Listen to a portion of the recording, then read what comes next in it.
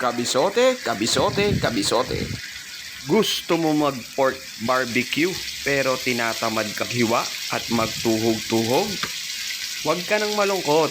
Pwede mong gawin ang strategy na to.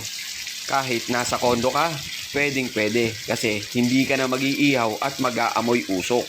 Let's go! Sa isang bowl, pagsamasamahin mo lang yung mga ingredients. Bawang, toyo, ketchup, paminta, asukal, Knorr seasoning. Puro tansyameter lang to mga kabisote. Saka mo pigaan ng kalamansi. Imekos-mekos mo, then tikman kung ano yung i-adjust mo na lasa. Meron tayo ditong kasim na pinahiwa ko ng manipis. Tsaka mo ibuhos yung ginawa mong marinade. Then, i-marinade mo lang siya ng mga 6 hours to overnight. Sa isang mainit na grilling pan, isa-isa mong ilagay yung binabad mo